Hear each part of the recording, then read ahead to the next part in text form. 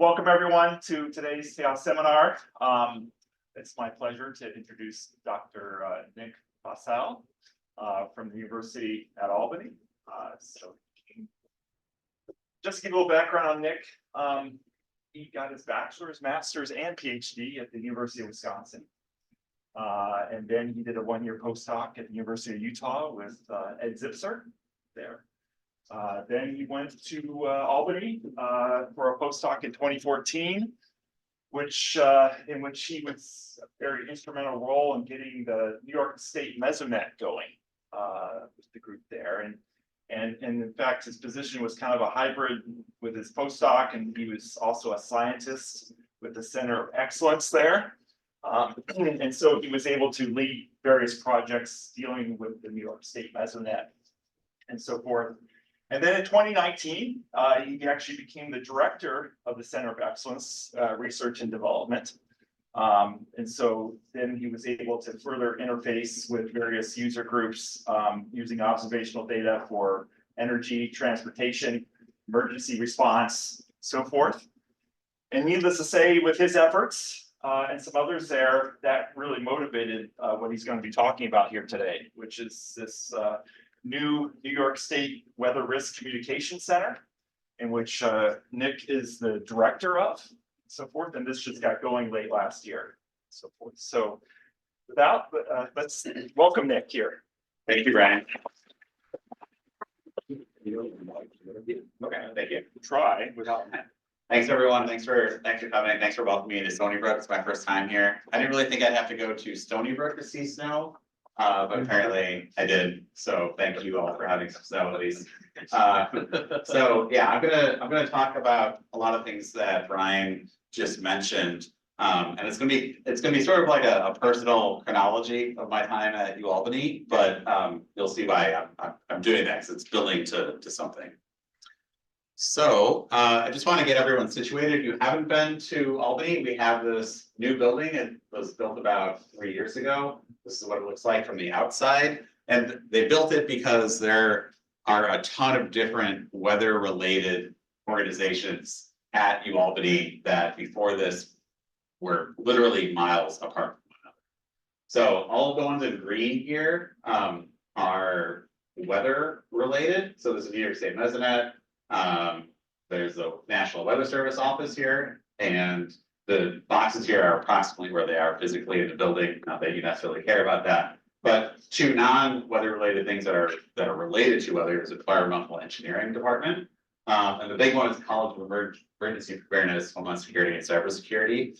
And they have a concentration of faculty who specialize in weather communication, which is very, very nice. So we work with them quite a bit. Just to kind of go over them, Brian, do you mind? Can I move? Can I move this, yeah, perhaps? Oops, Not sure how, but that's all right. I don't need to move it. It's okay. So there's a couple different weather organizations that I'm going to talk about, and I'm not really going to talk about these first two, but just there are two different departments within UAlbany. There's a teaching department, and there's more of like a research department. The three that I'm going to talk about: New York State Mesonet, Center of Excellence, and the New State Weather Risk Communication Center. So I'm going to talk about how they're related and how they originated. But one thing that I want to kind of emphasize here, I want to be pretty candid about the cost of these things. So the Mesonet costs about $1.5 million per year to maintain. Center of Excellence gets about $800,000 per year in state funding. And the State Weather Risk Communication Center gets about $1.5 million per year in state funding. So kind of different there. Two of those organizations receive funding from the state. One of those organizations needs funding from the state, which is the New York State Mesonet, kind of an important distinction there. So just for those of you who don't necessarily know about the Mesonet, I'm going to give kind of a really high-level overview of them. Here's just a picture of one of the sites. It was a $30 million network conceived after Hurricane Irene, funded after Hurricane Sandy. Federally funded, so not state funded. That's an important distinction. Federally funded, and it is a world-class weather observing network. All of the little bullet points there in black were the parts of the network that came with the original installation. So standard weather sites, those are kind of what you think of when you think of an ASOS site. plus some extra sensors, which I'll talk about. And then there were a variety of sub-networks that were installed afterward through partnerships with state agencies or utilities or others, and those are in the gray there. But data is collected and disseminated every 5 minutes, mostly for emergency management purposes. And just to kind of give you a visual of where those stations are across the state, these are the standard network sites, so obviously pretty evenly distributed. Those are in blue. The black dots here are ASOS or similar sites. So there are some sites that are helpfully pretty close to each other, which is kind of nice for comparison purposes. Obviously, Long Island has a wealth of ASOS sites compared to upstate New York, but there are large parts of the state, Catskills, Adirondacks, for example, that don't really have those kind of high quality weather stations if it were not for the Mesonet. So just as like a little view of what a site looks like, this is a drone capture from one of our sites in just north of Tug Hill in winter, obviously, not this year, but a recent year. Just what it looks like from space. So they're all solar powered. So you see that solar panel there. That other kind of big circular thing that is the rain gauge. So theoretically, if there was some sort of natural disaster where there was no power and no cell phone communications, these would keep operating and transmitting data. The instruments are pretty much everything you would think of when you think of what a weather station measures. So, temperature, humidity, wind speed, precipitation, those standard things, but also some that you may not think of. So irradiance measures solar, intensity of sunshine. There are soil sensors, and they have a camera, which is very nice, and they have a snow depth sensor, which is very helpful too. Okay, so just like a brief intro to like Mesonet in action here. A lot of the people like the snow data because obviously the gold standard for snow observations is someone manually doing the process of putting a ruler in a couple spots and averaging it. That's the best, but obviously you have to wait for that person to do it, hope they do it, and then wait for them to report it. The Mesonet's automated snow depth sensors are not as good as that, but the benefit they have is that they're real time. So there's a trade-off there. So this is during the really massive December 2020 winter storm, radar on the left, Mesonet snow depth in real time on the right. I think Binghamton had about 40 inches of snow or so from the storm. So you can get a sense in real time of how that snow depth is increasing with time. Okay, so here's where the Mesonet struggles, right? They built it, it's here, and then now what? Now what happens? It costs money to maintain. So who's going to do that? Why would they even want to do that? And so the problem is that pretty much all state agencies or authorities or other kind of like public sector institutions in the state, they don't have meteorologists. And so if you tell those people we have this amazing high quality data, you should use it, they're going to say, okay, how do I use that? How do I do that? They're not, they certainly don't know how to use a .cdf file. You're lucky if they can use a CSV file. You really need to hold their hand. So we hear lots of versions of, I don't need this data because my phone tells me my weather. How is it different from my backyard weather station? I mean, if you're not a meteorologist, it may seem like a dumb question, but if you're not a meteorologist, that is a pretty obvious question. With all that equipment, you must make great forecasts. That's one we hear a lot. Something we take for granted, separating forecasts from observations, is not intuitive to people who are not meteorologists. And then finally, if the stations are all installed, why do you need money? And of course, you have to replace instruments and maintain sites, and paying people costs money and all that kind of stuff. But these are real important questions that we have to address, and they kind of motivate where we've gone since then. So you have to connect data to things that people care about, whether they're emergency managers or they work at a utility or there's some other kind of important stakeholder. From a Mesonet perspective, how can this data directly benefit them? And it's not a problem per se with emergency managers, but a common thing with them is that, emergency is in their name. So if they're trying to use the data, it's very likely they don't have time or want to make the time to figure out how to use something they don't already understand in the midst of an emergency. So they have to already be experienced using it, or it has to just be immediately obvious without having to think about how do I interpret this plot? How do I use this data? So how can we do that for them? So I introduced the mesonet. I introduced the problem as it exists, so to speak, with the mesonet and the data. And I'm going to spend the rest of the presentation talking about the Center of Excellence and State Weather's Communication Center. So just to differentiate them, the Center of Excellence was started about a year after the New York State Mesonet. It's funded by the governor, by the New York State budget. There are about a dozen centers around the state. They're all at educational or research institutions. Stony Brook has 2 centers of excellence, for example. And the idea is that they take what that institution may be good at in that particular sector, and they're supposed to apply it to the economic impacts or private sector fortunes of New York specifically. So UAlbany has this great mesonet, lots of data. How can we apply that to the private sector in New York? And so a lot of those users tend to be utility companies, because they're largely affected by weather. Other groups that are renewable energy, some forensic meteorology, and then the State Weather Center, which I'll get to in a little bit. Okay, so I'm going to talk about a couple examples that a lot of them are going to use mesonet data heavily, but I'm going to kind of tie them back to emergency management or how a utility might interact with them or how some other kind of stakeholder might interact with them. So I'm going to look at Isaias here, which was a tropical storm. Well, it was a hurricane, but tropical storm for us in 2020, August 4th. And what's shown here is a map of minimum mesonet pressure from the day that it made landfall. So you can pretty clearly see there's a minimum swath up the Hudson Valley, denoting the path of Isaias. And so typically when we have these quick moving tropical cyclones around our latitude, you tend to get the heaviest rain to the left of the track and the strongest winds to the right of the track. Not always, but typical.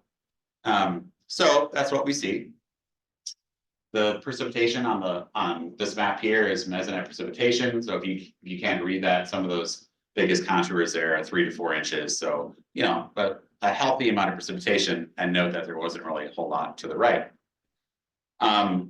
This is where, we can kind of start using mesonet data in combination with other products. So this map, which I'll explain in a second, was originally suggested by, I believe it was Mike Evans, the SU at the time at the Albany National Weather Service office. Basically, if we have radar estimated precipitation amounts, which we can get for a variety of sources, but the MRMS data set is the most convenient. We also have this great mesonet data, so we can know in real time where do they agree or disagree. So the radar estimated precip comes out pretty much instantaneously. So this is a map of 24-hour precipitation, shaded according to the radar estimate. And then all of the mesonet sites here are shaded using that same color scheme. And so where they mismatch, like right here, red on green or red on green or yellow, that tells you that the mesonet data is telling you something that the radar data cannot tell you or is not telling you. And so in this case, all of these stations that are in black, which have a number next to it, all of those are stations that recorded more precipitation in 24 hours than radar estimates suggested occurred anywhere in the entire state of New York. So clearly, tropical cyclones are known for their copious amounts of rainfall. This is kind of an extreme case, but it's nice to have that ground truth, because this kind of situation was why the mesonet was installed, because after Hurricane Irene, you had a significant amount of flooding in the Catskills, basically where all of these same black dots are. And, we just didn't have as much information about how much rainfall really fell there. Okay, but I want to focus more though on the wind, because I think that's maybe a little bit more fun part. Here's a map of maximum wind gusts. And so maybe you can't quite see, but there's a little 70-mile-per-hour contour there over Queens. That's from the Queens mesonet site. And so there were a ton of power outages in the Queens area, greater New York City area, southeastern Hudson Valley, certainly into Connecticut and parts of Long Island. So there's a lot of data on here, and I'm going to walk through it a little bit slowly. But on the right, we have a mediogram from the Queens Mesonet site for that day. And so it's 0Z on the left to 0Z on the right. So that that is 8 p.m. Monday to 8 p.m. Tuesday. And precipitation is shown in this bar. That's not really particularly interesting. What I want to focus on are the winds and the pressure. So you can see that this thick red line is the pressure. So obviously with storm passing, you see, kind of a dip there. And then this blue line is sustained winds, and these black dots are the gusts every 5 minutes. And then finally, these dots represent what wind direction the wind was coming from. So the interesting thing, or the noteworthy thing about this, is that we had winds for basically a full 180 degrees of 40 plus miles per hour. And so this goes from the east to the west there. And so you might think like, well, why is that important? But think about it like this. If you have one 70 mile per hour wind gust from say the west versus maybe a 60 mile per hour wind gust from the east, you might think that obviously the 70 mile per hour wind gust is going to do more damage. Of course, it's strong,er but not necessarily, because the west is much more common of a direction for us to experience strong wind gusts. So interestingly, I talked to 2 of the faculty this morning who both mentioned Sandy and brought up that there were downed trees during Sandy, and that was a very noteworthy event for them. And part of that reason is because at Sandy, there were a lot of east, northeast, possibly east southeast wind gusts from Sandy, and that's a very unusual direction to see very strong wind gusts. And so when you have that unusual direction, you increase the exposure. So think of like the easiest example would be maybe a billboard that is only has exposure in maybe the east and the west. And so if you have a north wind, it's never going to blow it over because it's just parallel to the billboard. But if you have a west wind, suddenly that billboard is going to blow over. It's that kind of scenario. So if you have a variety of really strong wind directions, you have much more damage potential that you can inflict on trees, power lines, infrastructure. And so this event and digging into it really made us kind of look into that a little bit more closely. How can we study that a little bit more? This is a way to kind of highlight that. So the fill pattern here is wind direction. So north, east, south, west, and the north again there in 10-degree bins, I think. And then the fill pattern is the relative frequency that a mesonet wind gust would fall in that given bin for a given speed. So if you see white out here, that means that the mesonet has never observed a wind gust at that speed or direction at this site, which is the Queens site. And this data is valid for all of the days except for the day Isaias made landfall. And then conversely, all of these gray dots here are the sites, or sorry, are the 5-minute observations for the day that Isaias made landfall.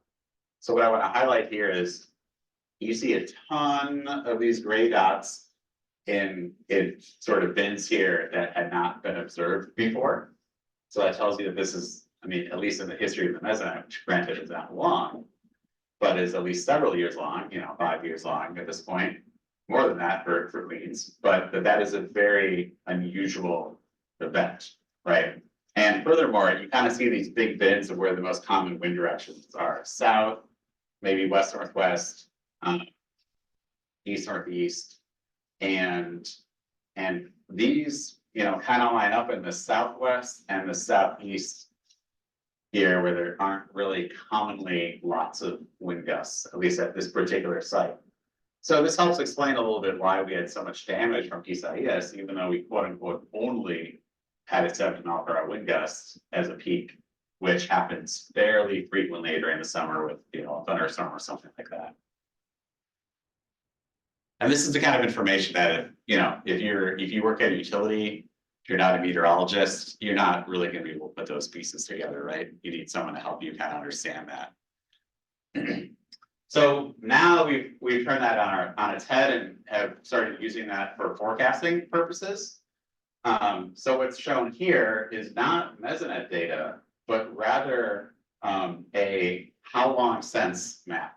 So we make these for every mesonet site, even though it doesn't rely on mesonet data, it's just useful to have at mesonet sites because we can then compare them to the observations afterward.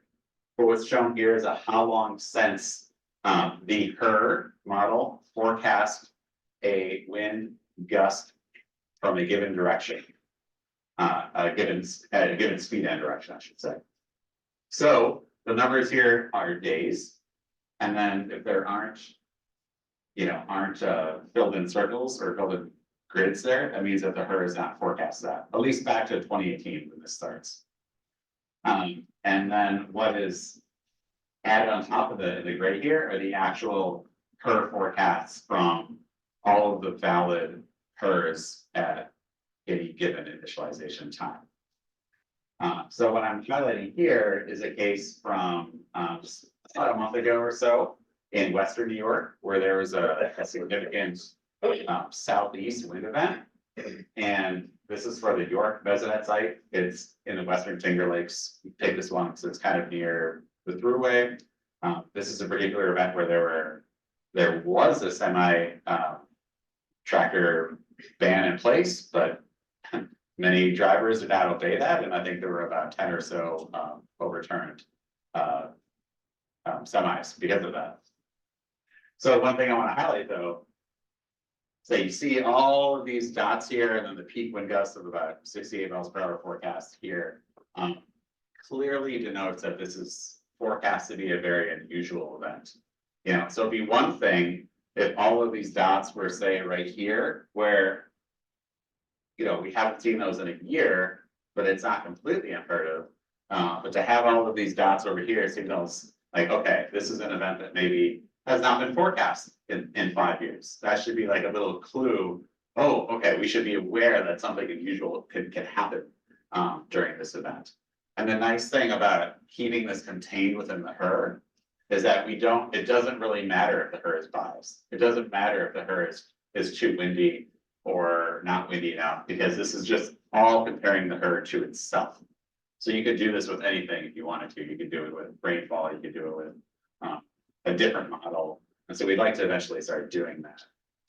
I should mention too that all of the plots or data that is live that I'm showing today or have shown, it's all publicly accessible. It's not necessarily all in a friendly place, but if you're interested in seeing it, I will happily share links for you to see it. We'd like to eventually put them all in one more friendly spot. Okay, so that's kind of a nice segue, jumping off point to that thing I brought up earlier. With all that equipment, you must make great forecasts. And so, you know, you can't really go to emergency managers and say, we have this great weather data for you. And then them ask, okay, cool, what about the forecast this weekend? And then if you say, I don't know anything about the forecast this weekend, they're going to ask you politely to get out of their office. So you really need to be able to add, you know, you need to be able to put those two pieces together, the observations and the forecast part. So one of the things that we started doing is forecasting for schools. So this is a winter storm that people in New York City may remember, a very big winter storm, I shouldn't say very big, a hard-hitting, quick-hitting winter storm that gave, I think, 5 or so inches of snow very quickly, right at afternoon rush hour, kind of paralyzed the city for that evening. People in Albany saw that, and school superintendents said, oh my gosh, we're going to get slammed tomorrow, we better cancel classes, and then cancel classes for that next Friday preemptively, and then at 9 a.m. the sun was out and they were getting lots of angry phone calls from parents about why they canceled school. So what we did is, for those kind of people who, you know, they're not going to call up the Weather Service office, these are school superintendents, they don't really have much to go on. We thought, can we make them some sort of little tool that lets them be able to like use this, be able to make better decisions. So what we did is we just took the her again, and I'm gonna walk through this chart in a second. And we just made a really kind of simple chart, hour by hour, of various hazards, and provided that to them, gave them some brief tutorial, and said, okay, you can use this for decision making if that's helpful. Brian, can you hear my mic? Or, okay, all right, I wasn't sure if it was silver. So what it is basically just take a given weather variable. So in this case, snowfall, so that's the one we're talking about, snowfall. So break it down into various thresholds. So maybe 1/10 of an inch, something like a dusting, 1/2 an inch, 2 inches, 3 inches per hour versus some sort of running total. So that's one part of it on the left side of it. And then on the top is just a time, just exactly what it sounds like, just at a given time period. And then in the middle of it is color-coded boxes with a low, medium, high. And so we in this room know that meteorologists want to go towards, well, not go towards, we're there in terms of probabilistic forecasting. And the public is a little bit unsure about that. What this is here is it's just probabilities. But instead of putting 26.3 or 78.9, it's just color coded, low, medium, high, color coded, and then also low, medium. So they don't really see the probabilities. They're not scared by them, but intuitively they say, okay, yeah, a high chance of 1 inch of snow per hour between 7 and 8 a.m. I understand that. That I get.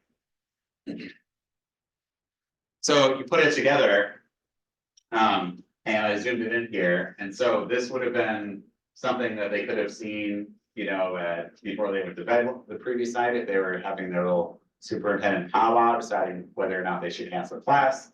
Again, this is the her. That doesn't mean it's perfect. It's often not perfect, as I think we all know. But compare this to the level of information that they were frequently getting at this time, which was literally watching a TV meteorologist and trying to make their best decision based on snow overnight ending tomorrow morning or something like that, which is what we found they did. And so in this particular case, again, it's a her, not always perfect, but in this particular case, it was pretty much perfect. At 9 to 10 a.m. was the last chance of snow. And sure enough, for the radar at 9 a.m. in Albany, it was still snowing, and by 10 a.m.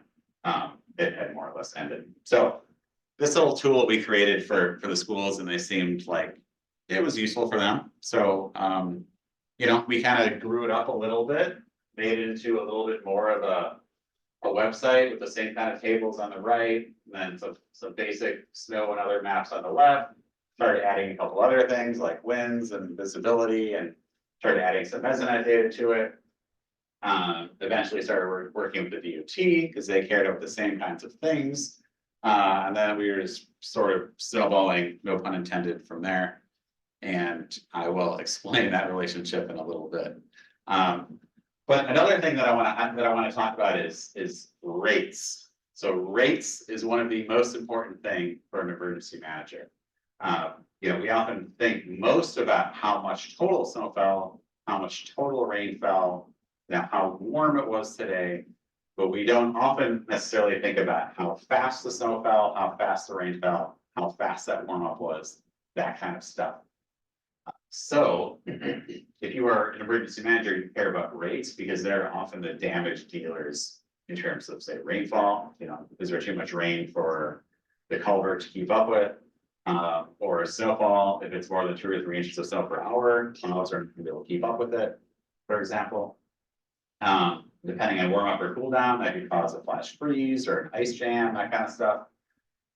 So here's just another one of those little radar comparison to mesonet rainfall graphics here. In this particular unusual case, the peak radar estimate was exactly over the mesonet site, but the mesonet site recorded 0.29 inches more than what was estimated by radar. So I'm going to walk through Ida here, and I know Ida is probably very familiar to you all. I'm sorry if Brian, I think you've seen a couple of these slides, so apologies for the next couple slides, but IDA was the sort of the motivation for some of how do we connect Mesonet data to the things that people care about. So IDA produced about a dozen deaths in New York City. I believe it was the first ever flash flood emergency for the city. I don't think I really need to explain IDA to you all. You're all pretty familiar with it. But recall that this was about a week after Governor Hochul took office. She had just taken office after Governor Cuomo resigned. And she said, what do we know? When did we know what we had? What information did we have? Were there any intelligence failures in terms of our preparedness? And so we kind of took this as like, well, I don't know, is there anything we can do with that? We have a new governor. Can we try to make some inroads with her? With Mesonet data? So this is my favorite game, a game of multiple choice. What was the peak observed hourly rainfall in New York City during IDA? Does anyone know the answer to this one? I have 4 guesses up there. Okay, I'm going to make it slightly easier for you all. Here are 3 very trustworthy news stories: Reuters, ABC, New York Times. Hourly rainfall record of 3.15 inches, 3.15 inches of rain an hour. Over a single hour, 3.15 inches of rain. Okay, so if you're thinking it's 3.15 inches of rain, you are definitely wrong. It is not 3.15 inches of rain. Instead, it is 4.14 inches of rain. And to be clear, I did not know this in real time. We made this map because of IDA. And what this shows is for all of the weather stations operated by the Mesonet, which are these white ones, as well as the tan ones here that are through a partnership with ComEd. This is a map of the peak hourly rainfall from any of those stations. And if you can't read it, there are a number of them here that are above 3 inches. I mean, pretty much all of these are above 3 inches, and even as high as 4.1 inches. The 3.15 is right here, so Central Park. I didn't put it on the map here, but that's the purple dot is the KNYC station, so that's 3.15. And so the logical question is, why is there this discontinuity? I don't understand why that can only have been 3.15. It's pretty easy when you think about it. So I know that ASOS data has special observations. They have 5-minute observations. You can definitely need 1-minute data that you can tease out in many cases. But traditionally, for the average person, they look at the hourly reports. Those are what are most commonly displayed in many places. And so if you think about heavy rain over a period of time, so think of this green line as kind of a running total of precipitation, and then the red numbers here corresponding to different times that say might be when your observing time is. If the peak hour is really this period rather than say this period, you won't necessarily see what that more or less true peak rate is if you're looking at just these kind of like periods right here. And so with the Mesonet data being every 5 minutes, the Mesonet data has no, doesn't treat one particular observation time as sort of like a special time. They're all kind of jumbled up and they're equally important or unimportant. We can just look over, iterate every single hour and see what was my peak hour. And so that's what that discrepancy is from. So why is that important? Maybe it's not important, right? Maybe that's just an academic thing, but it turns out it is quite important because infrastructure like sewers, culverts, etc., they're often designed with an amount of water they can handle in mind.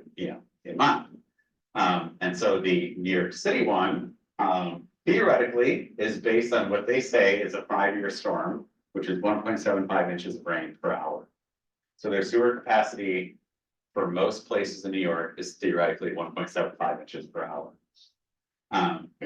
So the sewers clearly do not care when that rain falls, what time of day it falls. It doesn't matter if it's like a neat METAR observing time or not.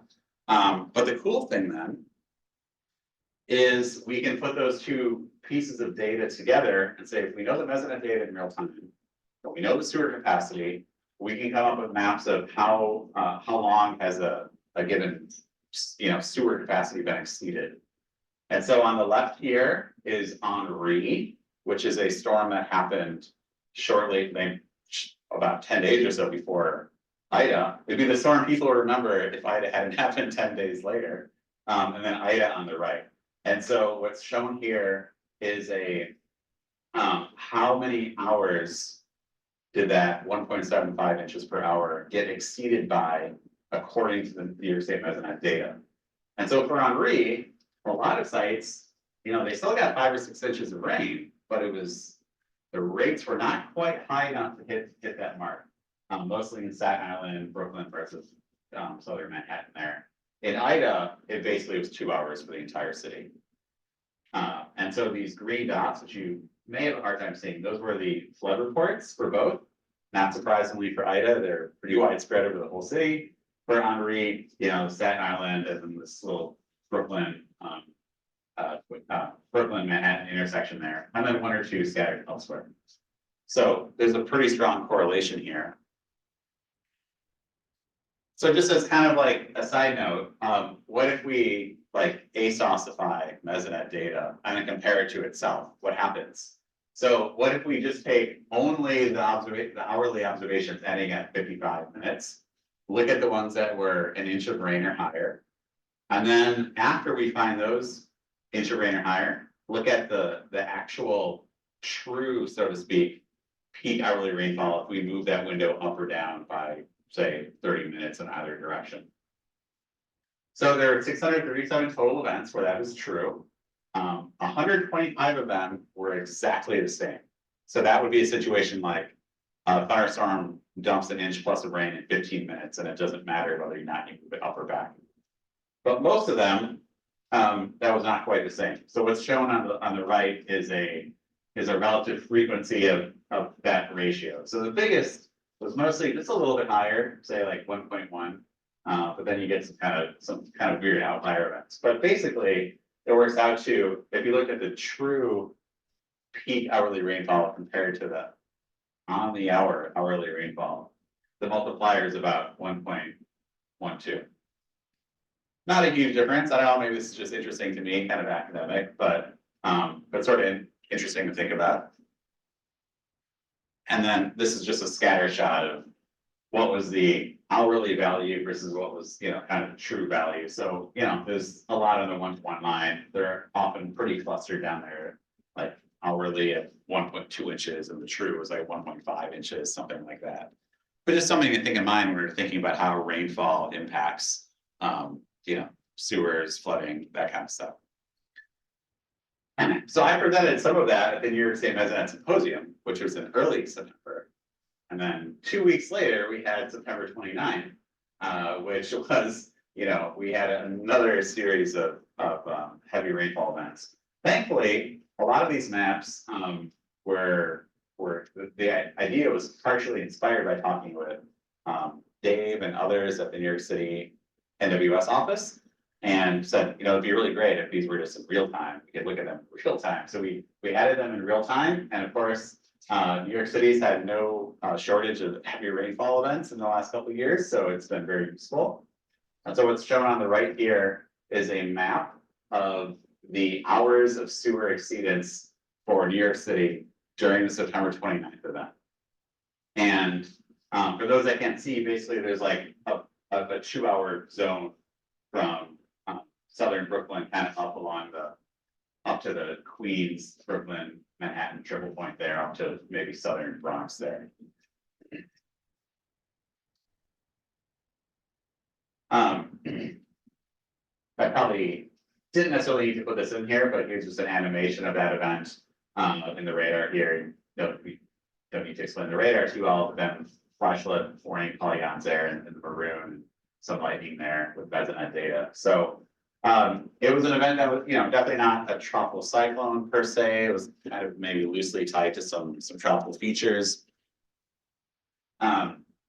But one thing that I kind of want to dig into a little bit, here's a map of the 24-hour precipitation for that event. Now with ASOS stations on it, thanks to Dave's suggestion. So here's a map of 24-hour precipitation. So I just want to highlight a couple numbers in case you can't see. Got some 7-inch reports here in Brooklyn, 8.65 inches in this particular 24-hour window at JFK. 6 inches here, high up in 6 inches there, much less than Staten Island, but still a substantial amount of rainfall. Peak 1 hour rainfall. So even though JFK had the most rain, their peak 1 hour rainfall was not as high, at least using the data that we had. The peak 1 hour rainfall, let's say, the Brooklyn up north area was 3 inches per hour, certainly more than 2 inches per hour in a lot of spots. And not surprisingly, that overlaps very strongly with where we had that sewer exceedance. So I just want to zoom into three sites here, because on these mediograms that we make in real time, we always put what was the peak 1 hour rainfall on there. And so remember, the flooding area was kind of this area mostly, but areas to the east saw as much, or in some cases more rainfall, but didn't have quite as much flooding. So interestingly, this site, the peak 1 hour rainfall was only 1.05 inches per hour. And yet they still had about 7 inches of rain. Compared to, say, this site here, where they also had 7 inches of rain, and yet the peak rainfall was 3.09 inches per hour. So hence why you saw a lot more flooding in Brooklyn than you did elsewhere, because the rainfall rates were much higher. So it wasn't necessarily the total amount of rain, but the rainfall rate. Okay, so just like kind of a status check, ignore the titles. That title is dramatically incorrect, but how do we get to where we are right now? So we're trying to figure out ways that measurement data can be used by the state. We talked to them, they needed help, they needed lots of hand holding. While we talk to them, they say, you know what, Mesonet's great, but we really need this forecasting stuff. We need to know A, B, and C. Maybe things that are weather related, but not even Mesonet nor forecasting. Looking at old pieces of information, helping with some research here and there. They got to the point where we were doing projects with BOCES, which are our schools, the Thruway, MTA, DOT, dishes, Port Authority, utilities, SUNY as a whole, and all the ones with asterisks here had some kind of dashboard like the one I showed earlier, and it was getting a lot. It was honestly getting kind of too much to handle. And additionally, all of these projects were within the Center of Excellence, but recall I said the Center of Excellence was here for private sector organizations. And maybe you could call authorities private sector in a way, but really all of these are public sector. So all of these projects were misplaced in the Center of Excellence. They shouldn't really have been there. We didn't really think that they were going to grow to the spot that they did. So I'm just going to highlight 4 of those projects right here and just be upfront with like what the funding was for those and where it went.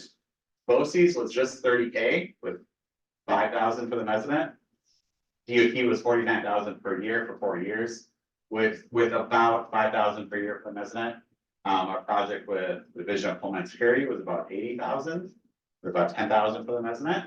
And the Port Authority is about $60,000 with $10,000 for the Mesonet. Each of these are per year. They can't commit to more than a year at a time.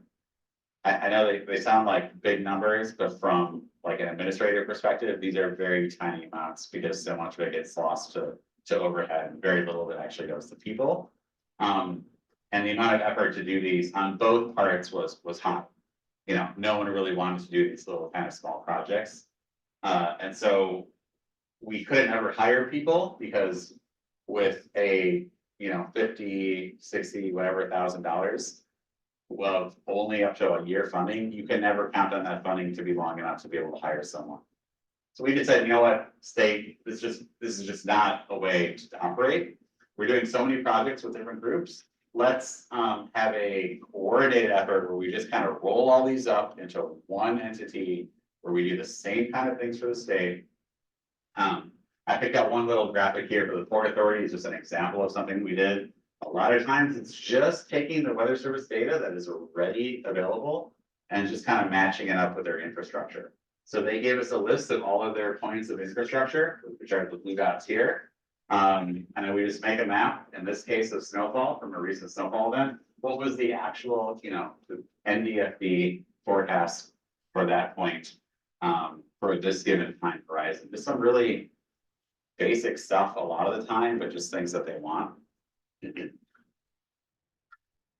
So our State Weather Risk Communication Center is kind of born out of this idea, and also the underlying need to get the mesonet funded by the state.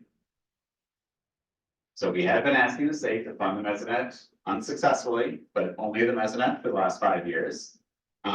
Clearly that was going nowhere. So we said, why don't we suggest that we do the mesonet and these other things that we're already doing and make it a little more coherent. I want to mention too, that, I'm not really going to get into it here, but most state agencies, authorities, utilities, they spend money on private sector weather organizations. So, AccuWeather, DTN, Maxar, MARTA, IO, other groups. Those are routinely about $100,000 per year. That money goes out of state to create jobs that are not in New York. You total up all of that money, you're probably talking $1 million or more per year just for that. And by the way, those providers don't use mesonet data. Why are we doing this? That doesn't make any sense from any number of angles. So this was our pitch to New York. Give us the money, we'll fund the mesonet, we'll roll up all these things. So it's kind of 2 steps forward, 1 step back. We got about 30% of what we asked for, but they came back and said, but none of that money can go to fund the mesonet. So we're still on square one there, but maybe square two next year. But the official announcement of our center was made on today's show. It's Governor Hochul and Al Roker at our ETech building. Just some kind of fast facts here of the State Weather Center. It's 1.5 recurring money. We were in the budget last year. We're in the new budget this year. We made the highlights of the budget. So there are about 80 things. I have no idea how they choose what to highlight, but we were one of the highlights. So hopefully that makes me feel good about our future. I'm not really sure. But pretty much the money will go to full-time employees. So we're in the process of hiring right now. Hope to have about 10 or so. Just want to emphasize as much as possible that this is not a replacement or competitor to the National Weather Service. We want to be really cognizant of those relationships and that kind of feeling. And just to get into some of what our functions could be, yes, giving some weather briefings and forecast interpretation, but there's a lot that goes into it, into what we propose here and what we've been asked by the state to do that goes beyond just sort of making a weather forecast kind of thing. The state does a ton of reporting. So anytime there's a weather event, they're out there like trying to pick numbers off mesonet maps and scan NWS reports for snowfall, peak totals and that kind of stuff. We can definitely help them streamline that process. Obviously, we'll be making products like the ones I've already mentioned. One of our people we're going to hire is a social scientist. We want to kind of study how is weather information disseminated within the state. How can that be improved? How can products be improved? Language, color schemes, readability, that kind of stuff. And training events and micro credentials are a really big one. So we already created the state asked us to create a winter storm scenario. So they could practice on a winter storm that they had not seen and that the Weather Service also did not know how it would play out. So we created one for both the state Department of Division of Homeland Security, and then they participated with the NWS Albany office. So they were given theoretical weather maps in real time with how the storm was evolving that neither had seen before, so they could act out how they would respond during an actual event. Finally, just helping with some research. You'd be surprised at how often we get a request from, say, the Department of Health saying we're doing a heat study, freezing temperature. We don't really know what we're looking at. We're like, well, first of all, use something like heat index instead, but it's do A, B, and C. So we've only hired about 3 people so far. Myself being one of the 3. We're hiring an admin and 2 more meteorologists right now. And then we're going to focus on software engineer, social scientist, and a product developer. So our office, such that it is, we have this operations center where we basically have a large grad student office. not nearly this large, but maybe a fifth of the size of this office, so give or take. So we have 2 full-time meteorologists right now. We have 7 interns. We'd like to keep going, keep a robust, kind of undergrad, graduate student intern program going. And on the right there is just our current status and kind of where we're hoping to go. So I just wanted to very quickly give like an example of one of the briefings that those 2 meteorologists have created. So they always, we've been asked to do like the bottom line up front, so they call it bluff style, bottom line up front, where you just kind of give the highlight. So this was a briefing that was created before the snowstorm, 2 snowstorms ago, the one that shifted quite a bit. Now, at the same time, I'm using this one because at the same time, there was a train derailment near Albany.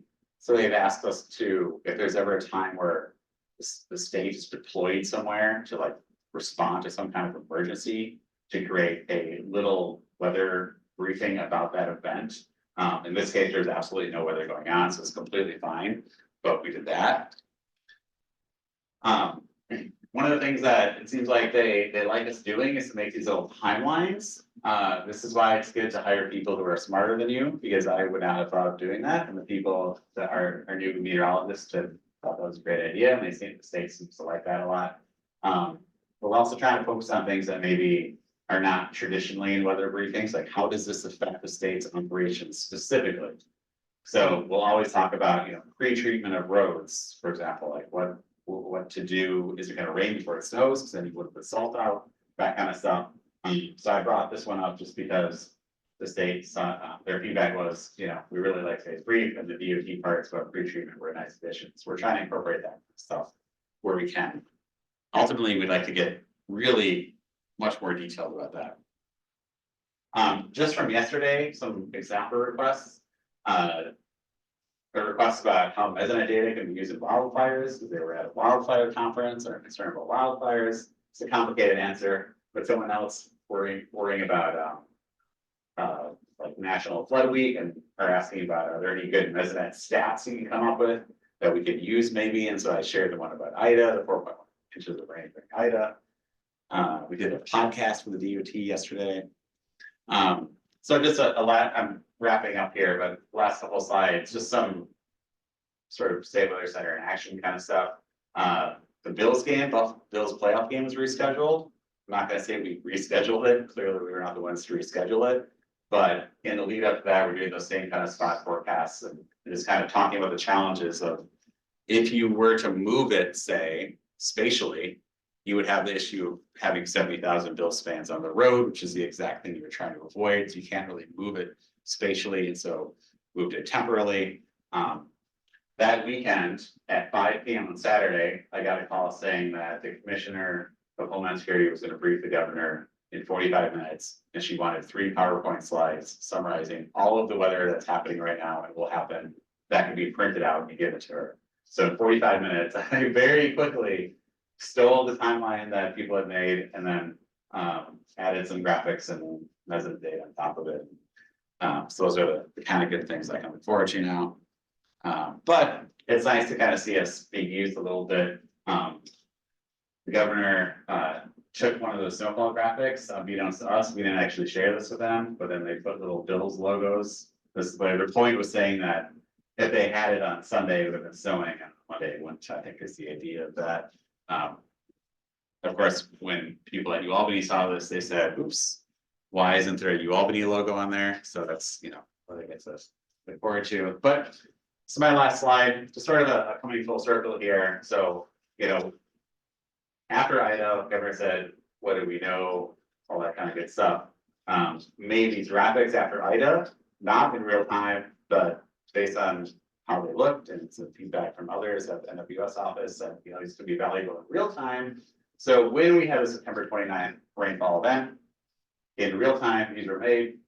The governor tweeted out some of those graphics at 9:25 a.m. the day of the flooding. So clearly these are being used. I'm under no illusion that the governor herself was personally poring over these maps, but it's just nice to see that, okay, it's sort of like a call to action was made.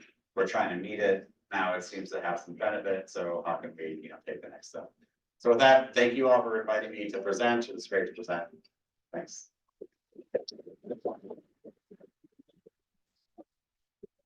We have full time for some questions. Yeah, come on. So, great talk, thank you very much. Go back to Sandy, one of the other big issues, in addition to what you mentioned, was how to get this information to hospitals and the places that you know. But I didn't hear you kind of focus on that. Airport, you just didn't mention it, or? Yeah, that's a great question, and I don't think I have a good answer for you. I think right now we're funded by the state to mostly focus on, say, like county emergency managers and up. But as Brian was helpfully describing in depth to me, there's a real problem with the next level below that of leadership just being kind of weather unaware, and certainly as you get lower than that, it's hard to find good actionable weather data, or maybe it's if you're a hospital administrator, maybe you have too many other things going on, you can't spare any brain cells to think about the weather because you have so much other important stuff happening at the same time. So I don't have a good answer for you, but I recognize that it's a significant problem. Yeah, you want? Yeah, so do you know whether the Mesonet data are assimilated into the National Weather Service? Yeah, metadata data is in, like her other NSET models. It's in MRS gauge corrected rainfall, in like RTMA, IRMA. So I think it's pretty much in everything. So it's assimilated real time. Yes. Eric. This kind of gets a little bit away from the State Weather Risk Communication Center, which was kind of a big point. But earlier you showed some figures that were useful for schools for doing snow days and stuff to use her data and probabilities. Maybe it was just like high, medium, low, whatever. And so I come to think of the recent snowfall case that we had, where there were extremely sharp gradients, where maybe Peekskill, New York, in a prior run up of her would have had 14 inches, and then the next it had 2. How do those plots have any temporal memory when they factor in the probabilities? No, and that's definitely a limitation. So if you assume that trend is a meaningful trend, then these would not be more valuable than just using the latest one. But how they're calculated is basically for a given geographic area, so like a collection of school districts, say, or a county, we just take all of the HER points that are valid within that county, or all of the HER runs valid at that time. Just see how many meet that condition. So if there's 1,000 total points and 500 of them have an inch of snow, then you would say 50%. It's pretty simple like that. Yeah. Do you think the Mesonet's formula for like a state-run weather observation system is applicable in other states? In order to like maybe in the goal of getting a more kind of better resolution for an observation network? Yeah, I think if you ask the Mesonet people if they would do things over, how they would do them over, I think they would probably, again, this is me talking, not them talking, but I think they would probably say that they would focus on the what they call the standard site instruments, or standard sites, the ones that are more ASOS-like, not the very specific and very valuable to the right people, but to a tiny subset of people, sites like the profilers, LiDAR, radiometer, maybe some of the fancier like snow water equivalent stuff, just because the audience in relation to the cost of operating them it's not a favorable ratio. That's me talking, not them. Okay, yeah. So we're actually experiencing some loss of maritime observations in our area within DPC and all that. Is there any thought to expanding the Mesonet to include maritime observations? So some of the researchers, speaking of the profiler data, some of the researchers who were largely instrumental in helping game plan out that network have a project where they're studying putting floating profiling data onto buoys. So right now some sort of floating buoy. It's maybe not literally a buoy, but like a raft of some sort that functions like a buoy, in Lake George. And I think their goal is thinking about renewable energy, so like offshore wind forecasting, and you have a LiDAR that helps you, know more about low level winds and all that stuff that I'm not really super aware of. But I think the idea is, can we put this out in the water, in the ocean water? So long story short, people are talking about it, but there's no official plan to do that, but they're testing options for maybe doing. I know there were talks too about, could they put some of the equivalent in like Lake Erie or like Ontario? Because when the mesonet came up, a lot of people said, oh, great, it's gonna be so helpful for forecasting. But of course, with weather traditionally moving west to east, if you live in Buffalo, the mesonet is not really going to do much for you from an upstream component perspective. But the lakes, well, in a normal winter, they would freeze, or at least could freeze, and so they did. I'll save my questions for lunch. I think we're all hungry here and freezing to death. So let's thank again. Thank you.